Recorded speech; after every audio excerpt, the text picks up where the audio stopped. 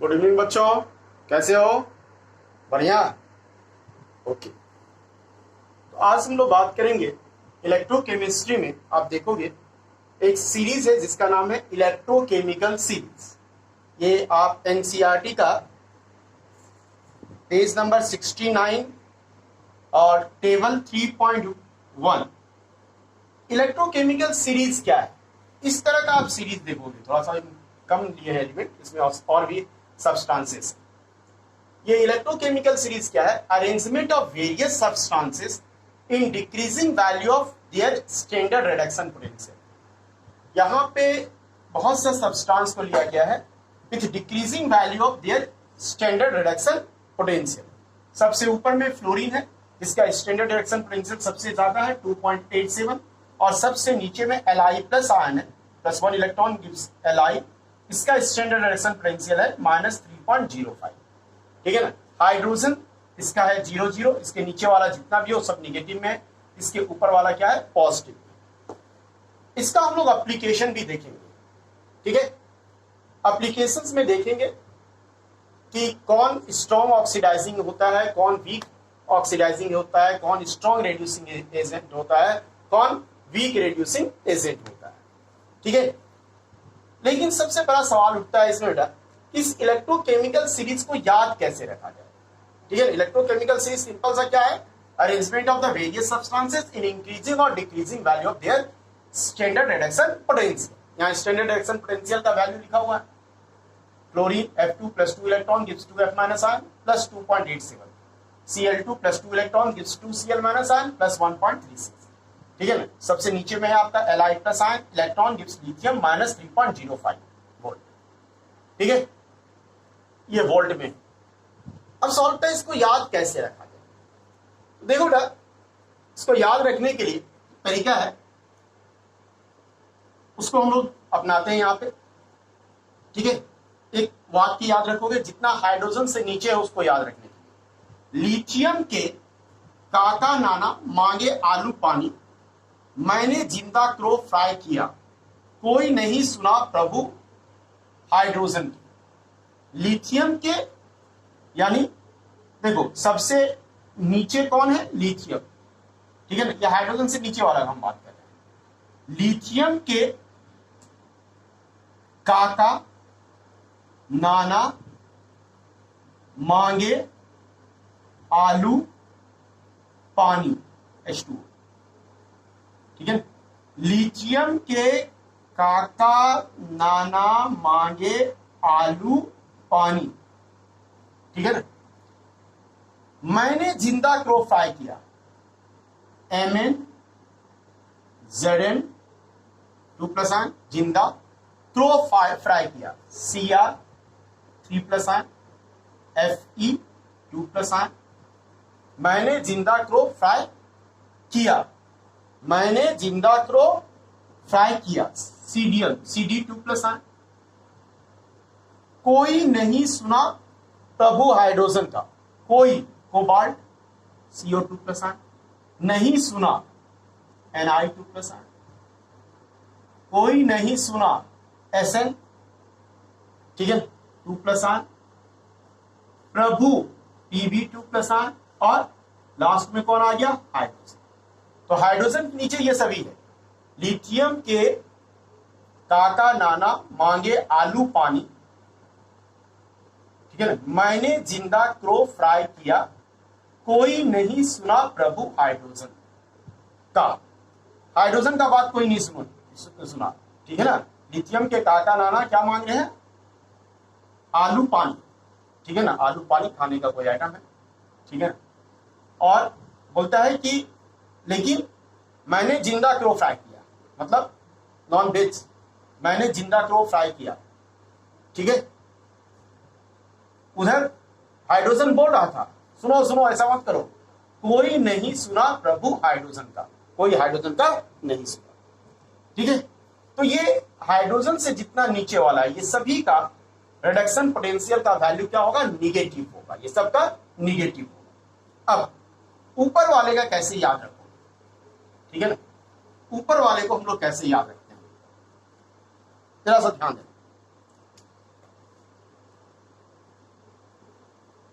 फिर से आंटी ने कल ऑक्सीजन को पीटा बार बार और मरकरी को आइडियल कुत्ता कहा। ठीक है ना, फिर से मतलब फ्लोरीन F2 है ना, F2 फ्लोरीन। ठीक है ना, फिर से आंटी ने Au3+,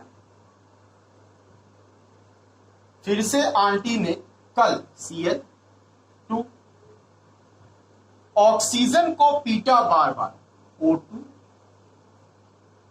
पीटा Pt, ठीक है, बार बार ब्रोमीन और Au गोल्ड। ठीक है ना, Au हो जाएगा। ठीक है, Au और मरकरी Hg2+, Au3+। ठीक है, मरकरी को Au3+, वहां है, मरकरी को आइडियल कुत्ता कहा, आयोडीन आइडियल कुत्ता कहा, Cu2+ कहा। ठीक है ना, आइडियल कुत्ता कहा, हाइड्रोजन, फिर हाइड्रोजन। तो फ्लोरीन देख सकते हो आप, आपका टेबल में दिखेगा Au3+, उसके नीचे होता है, हम लोग इतना नहीं ले चुके हैं।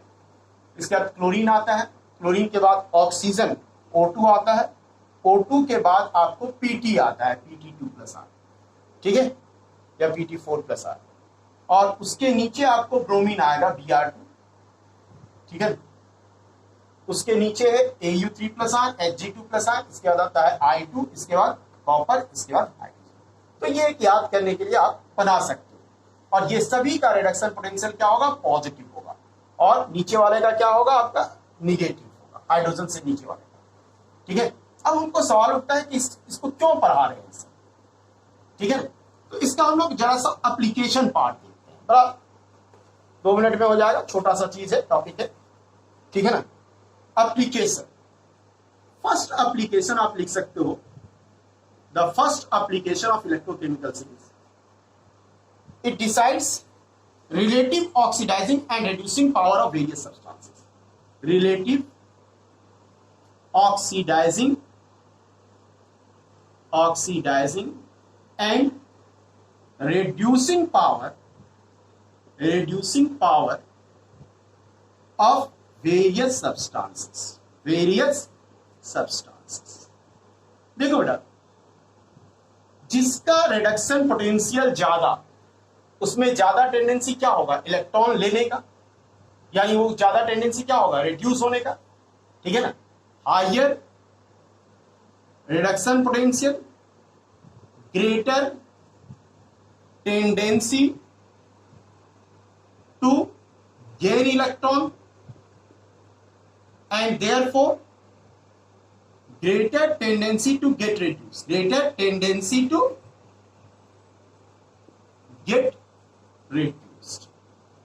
तो जिसका रिडक्शन पोटेंशियल ज्यादा है, जैसे फ्लोरीन का रिडक्शन पोटेंशियल सबसे मैक्सिमम है, यानी F2 has maximum tendency to receive electron, gain electron, वो आसानी के साथ क्या हो जाएगा, इसका मतलब रिड्यूस हो जाएगा। ये सब में सबसे आसानी के साथ ये रिड्यूस होगा। जो आसानी के साथ रिड्यूस होता है वो दूसरे को क्या कर देता है, ऑक्सीडाइज, यानी उसका ऑक्सीडाइजिंग पावर क्या होगा, ग्रेटर होगा, ग्रेटर ऑक्सीडाइजिंग पावर। ये सभी में फ्लोरीन का रिडक्शन पोटेंशियल सबसे ज्यादा है, यानी फ्लोरीन इज F2 इज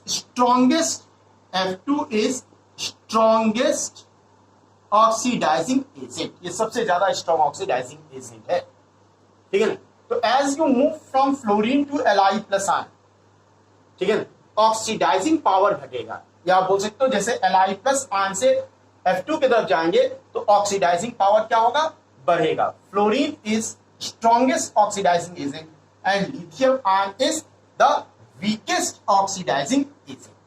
अब देख सकते हो यहां पे लिखा हुआ है, ऊपर से नीचे रिडक्शन पोटेंशियल डिक्रीज हो रहा है, नीचे से ऊपर जा रहे हैं increasing strength of oxidising agent, सबसे ज्यादा स्ट्रॉन्ग ऑक्सीडाइजिंग एजेंट।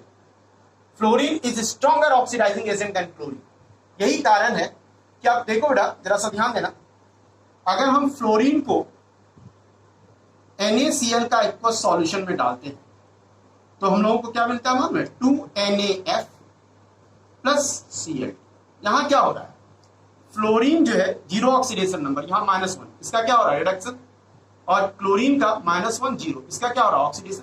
मतलब फ्लोरीन जो है वो क्लोराइड आयन को किसमें ऑक्सीडाइज कर दे रहा है? Cl2।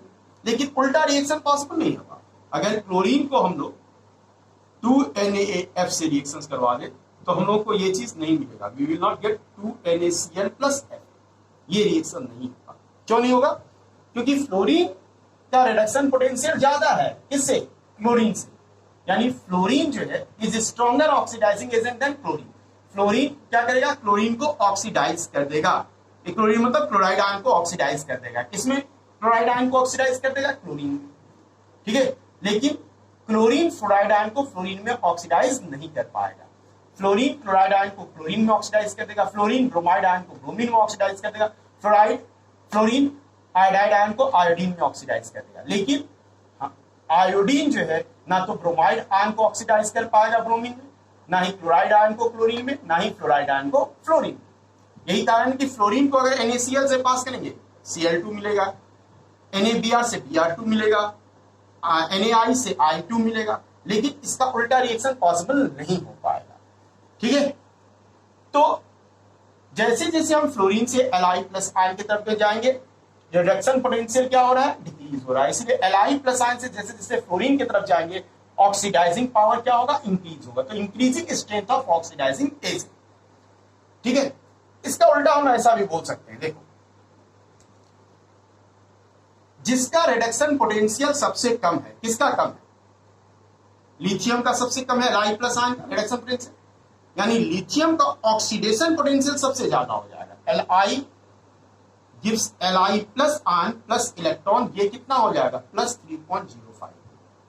ये ऑक्सीडेशन पोटेंशियल। ठीक है, तो लिथियम का ऑक्सीडेशन पोटेंशियल सबसे ज्यादा है। इसका मतलब Li का ऑक्सीडेशन पोटेंशियल सबसे ज्यादा है। और जिसका ऑक्सीडेशन पोटेंशियल ज्यादा है, greater oxidation potential, greater tendency to lose electron, tendency to lose electron मतलब greater tendency to get oxidise, मतलब वो आसानी के साथ ऑक्सीडाइज हो जाएगा। लिथियम आसानी के साथ ऑक्सीडाइज हो जाएगा, और जो खुद ऑक्सीडाइज हो जाएगा वो दूसरे को क्या कर देगा? रिड्यूस कर देगा। यानी लिथियम क्या हो जाएगा? Lithium is strongest reducing agent. Li plus ion is weakest oxidising agent, लेकिन lithium is strongest reducing agent. Potassium उससे कमजोर होगा, कैल्शियम उससे भी कमजोर रिड्यूसिंग एजेंट होगा। तो जैसे जैसे ऊपर से नीचे जाते हैं बेटा, increasing strength of reducing agent. Reducing agent सबसे बड़ा कौन होगा? लिथियम होगा। एक चीज और बता दें, यहां पे हम जब ले रहे हैं, ये चीज ध्यान देना, ये ले रहे हैं किसका? Lithium, potassium. Lithium is stronger reducing agent than potassium, potassium is stronger reducing than agent than calcium, calcium is stronger reducing than sodium. मतलब lithium has more tendency to lose electron as compared to potassium. Potassium has more tendency to lose electron as compared to calcium. Calcium has more tendency to lose electron as compared to sodium. ठीक है, और इसमें हम क्या बताए थे? इसमें बताए थे बेटा कि increasing strength of oxidising agent, ये था increasing strength of oxidising agent. ये सबसे स्ट्रॉन्ग ऑक्सीडाइजिंग एजेंट था, मतलब ये आसानी के साथ क्या कर हो जाता था? Reduce the fluorine F2 has more tendency to gain electron as compared to Cl2. Cl2 has more tendency to gain electron as compared to Br. Clear हुआ चीज? जैसे आपसे कोई पूछ दे कि बताओ एल्युमिनियम और कैल्शियम में which has more tendency to lose electron? Calcium. ठीक है, कैल्शियम आसानी के साथ Ca2 प्लस आयन में चेंज हो जाएगा, एल्युमिनियम उतना आसानी के साथ नहीं चेंज होगा। क्यों? Calcium is stronger reducing agent than aluminium. ठीक है ना? तो ये चीज, एक ही चीज ध्यान में रखना है कि substances with higher value of reduction potential have greater tendency to undergo reduction and therefore act as stronger oxidising agent. जैसे फ्लोरीन, फ्लोरीन का सबसे ज्यादा रिडक्शन पोटेंशियल, इसमें ज्यादा टेंडेंसी है इलेक्ट्रॉन गेन करने का, रिड्यूस होने का, इसलिए ये स्ट्रॉन्गेस्ट ऑक्सीडाइजिंग एजेंट है। लिथियम का ऑक्सीडेशन पोटेंशियल सबसे ज्यादा हो जाएगा। Li प्लस आयन का रिडक्शन पोटेंशियल कम है तो लिथियम का ऑक्सीडेशन पोटेंशियल सबसे ज्यादा हो जाएगा, प्लस 3.0। तो lithium has greatest tendency to lose electron. जो लूज करेगा वो क्या हो जाएगा, आसानी के साथ क्या हो जाएगा, ऑक्सीडाइज। तो ये किसकी तरह काम करेगा, स्ट्रॉन्गेस्ट रिड्यूसिंग एजेंट। लिथियम हो गया स्ट्रॉन्गेस्ट रिड्यूसिंग एजेंट, फ्लोरीन हो गया स्ट्रॉन्गेस्ट ऑक्सीडाइजिंग एजेंट। ये चीज क्लियर हो गया। दूसरा जो है, तो we can decide the relative oxidising and reducing power of various substances. Clear है चीज। चलो अब आ जाओ समझने का कोशिश करो। इसमें लिखाना कुछ नहीं है ज्यादा, सिर्फ इतना याद रखिएगा, ठीक है, कि substance with higher reduction potential are stronger reducing agent, while the substance with lower reduction potential are stronger oxidizing agent। ठीक है। अब दूसरा एप्लीकेशन, सेकेंड एप्लीकेशन है calculation of standard EMF of cell, यानी standard cell potential, standard EMF of cell. ठीक, E naught cell कैसे देखो बेटा, मान लो कोई सेल है, जैसे आपको हम दे दिए जिंक और में से किसी को ले लेते हैं, जिंक और copper cell, zinc copper cell, इसका बोलता है ई नॉट सेल निकाल।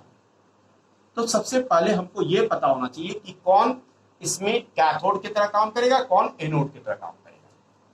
तो कैथोड की तरह कौन काम करता है, electrode with higher value of reduction potential, higher value of reduction potential acts as cathode. जिसका ज्यादा होगा कैथोड होगा, यानी उसके बाद जिसका कम होगा वो किसके तरह काम करेगा, एनोड की तरह। तो दोनों का रिडक्शन पोटेंशियल कहां से मिल जाएगा हमको, इलेक्ट्रोकेमिकल सीरीज से। E naught Cu2 plus ion Cu, standard reduction potential of Cu2 plus ion कितना है, plus 0.34 volt. Standard reduction potential of zinc Zn2 plus ion Zn, ये कितना है बेटा आपका, माइनस 0.76। किसका है ज्यादा, कॉपर का, यानी कॉपर हमारा कैथोड होगा, कॉपर क्या हो जाएगा, कैथोड, और जिंक क्या होगा, एनोड। अब हमको मालूम है E naught cell equal to क्या होता है, E naught cell equal to होता है बेटा E naught cathode minus E naught anode. तो हम यहां से निकाल देंगे E naught cell equal to E naught cathode, cathode कौन हो गया, कॉपर, उसका रिडक्शन पोटेंशियल कितना है, plus 0.34, minus E naught anode, anode कौन है, जिंक, ये कितना हो गया, माइनस 0.76, यानी इसको सॉल्व करोगे 1.1। तो इस तरह से you can calculate the standard cell potential for any cell, ठीक है ना, with the help of this table electrochemical series, जिसमें रिडक्शन पोटेंशियल दिया हुआ। सिर्फ एक चीज याद रखना होगा, जिसका रिडक्शन पोटेंशियल ज्यादा है, 5 की रिडक्शन होगा तो वो कैथोड की तरह काम करेगा, और दूसरा किसकी तरह काम करेगा, एनोड की तरह काम करेगा। ठीक है, तो ये चीज निकल जाएगा स्टैंडर्ड रिडक्शन पोटेंशियल। तीसरा एप्लीकेशन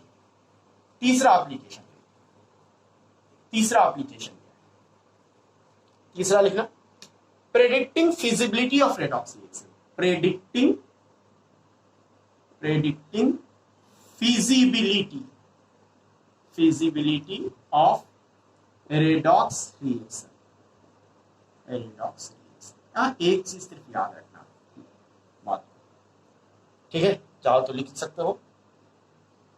क्या चीज याद रखना है, in the given redox reaction the species undergoing reduction should have relatively higher value of standard reduction potential than the species which undergo oxygen. ठीक है ना, याद लिख लो, in the given redox reaction the species undergoing reduction should have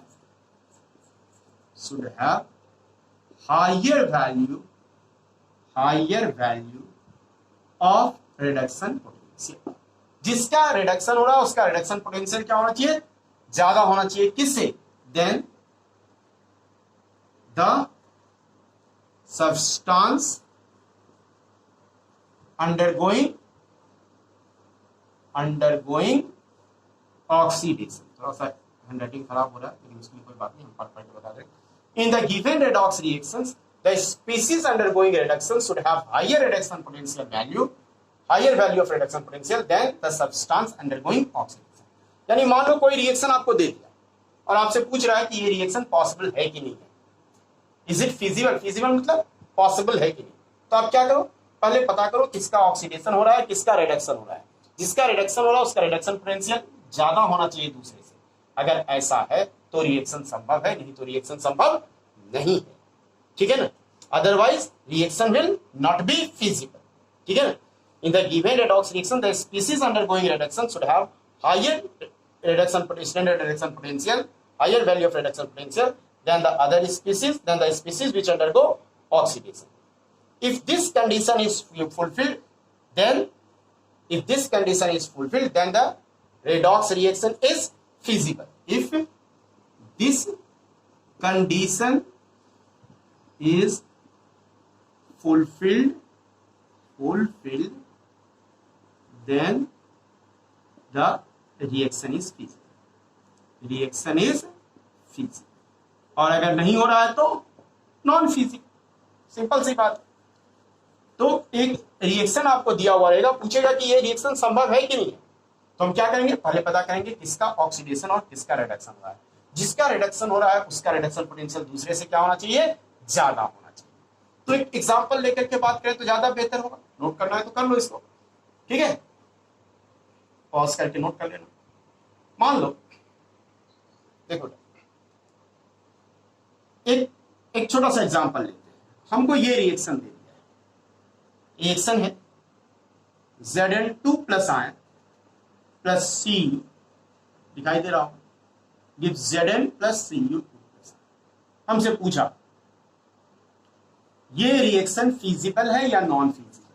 आपसे question है feasible और non feasible, संभव है या असंभव, संभव या असंभव.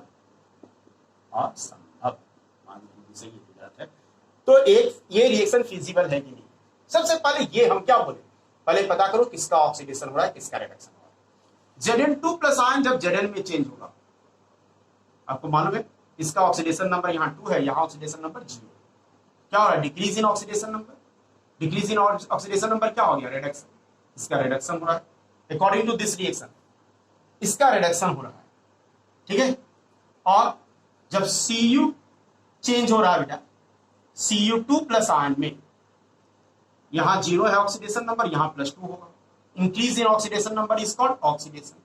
या आप ऐसे भी देख सकते हो, Zn2 प्लस आयन Zn में जब चेंज होगा तो 2 इलेक्ट्रॉन रिसीव करेगा, तो यानी इसका रिडक्शन. Cu जब Cu2 प्लस आयन में चेंज होगा तो 2 इलेक्ट्रॉन लूज करेगा, यानी ऑक्सीडेशन. अब सवाल उठता है कि ये रिएक्शन संभव है कि नहीं. तो हम क्या बोले, जिसका रिडक्शन हो रहा है उसका रिडक्शन पोटेंशियल दूसरे से ज्यादा होगा. किसका रिडक्शन हो रहा है, जिंक का देख लेते हैं रिडक्शन पोटेंशियल का वैल्यू कितना दिया होगा. आप देख सकते हो लिखा होगा Zn2 plus ion plus 2 electron gives Zn. E0 का वैल्यू कितना दिया, रिडक्शन पोटेंशियल का value, RP reduction potential. E0 का वैल्यू कितना दिया है, कितना दिया है, -0.76. ठीक है. और दूसरा कौन हो जाएगा तब, Cu2 plus ion plus 2 electron gives C. दोनों का कंपेयर करेंगे, इसका कितना दिया है, इसका E0 का वैल्यू दिया है आपको +0.34. किसका ज्यादा है सर, कॉपर वाला, दूसरा वाला का, इसका तो कम है. जिसका रिडक्शन हो रहा है उसका रिडक्शन पोटेंशियल कम है, दूसरे से हम बोले ज्यादा होना चाहिए. यानी कंडीशन को फुलफिल नहीं कर रहा है. कंडीशन को फुलफिल नहीं कर रहा है, इसलिए रिडक्शन पोटेंशियल ज्यादा होना चाहिए. तो हम क्या बोले, जिसका रिडक्शन हो रहा है उसका रिडक्शन पोटेंशियल ज्यादा होना चाहिए. जिसका रिडक्शन हो रहा है उसका रिडक्शन पोटेंशियल कम है, दूसरे से. नहीं करता है, कंडीशन को फुलफिल नहीं करता है, तो ये क्या हो गया, नॉन फीजिबल।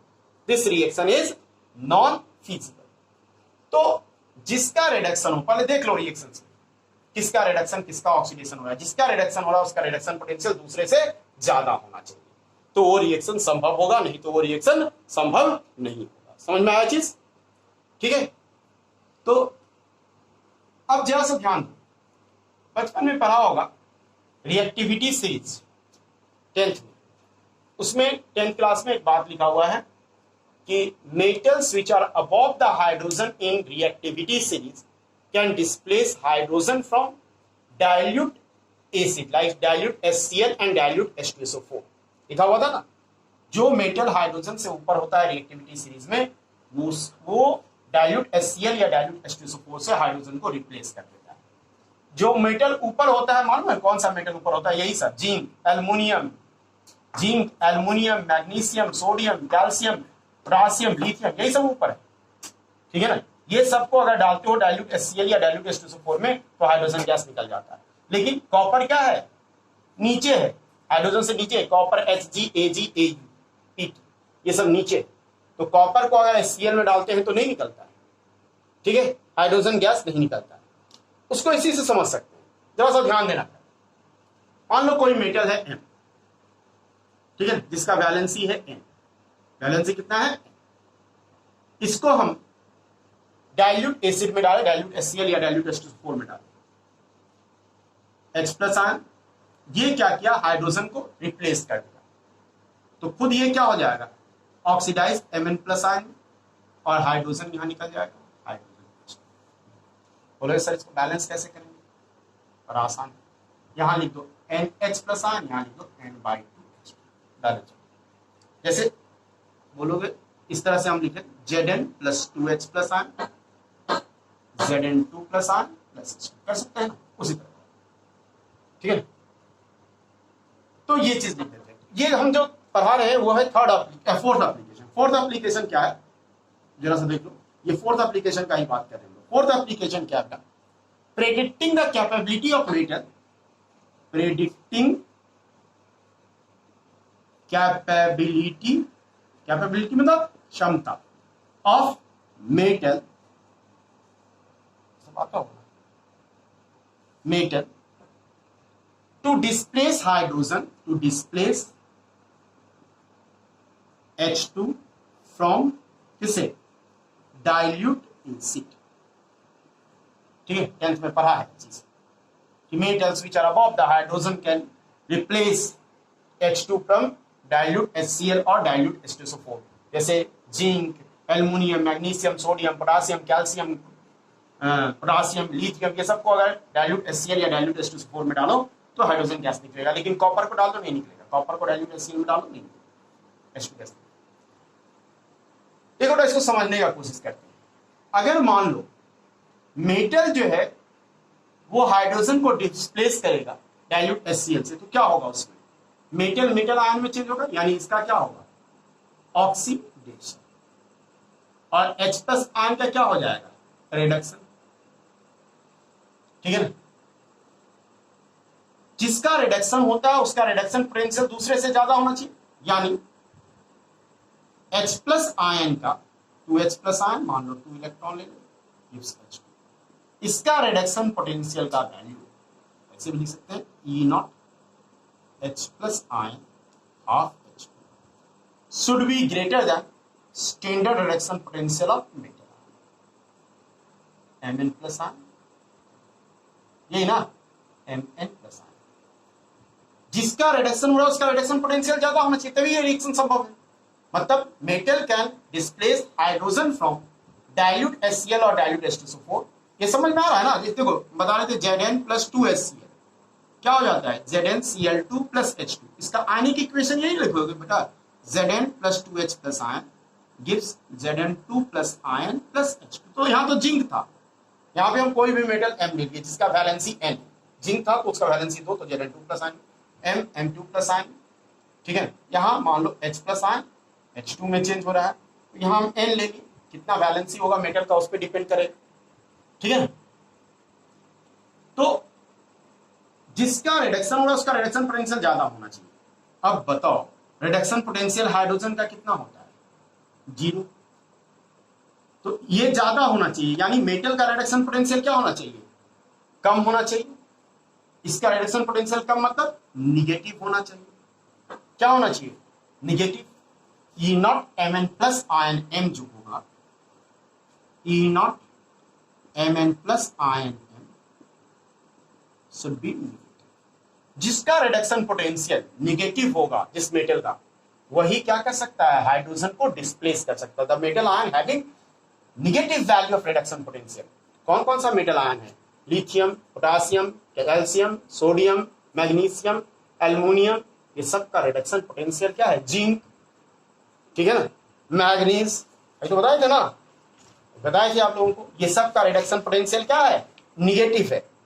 ठीक है, आपको लोगों को अभी ही हम बताए थे किसका किसका है?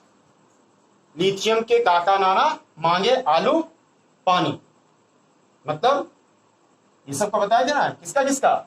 लिथियम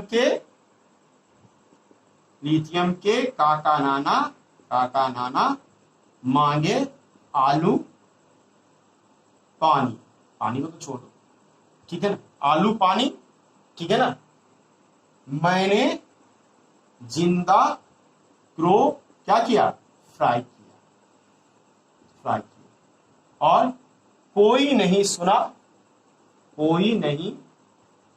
सुना प्रभु हाइड्रोजन का।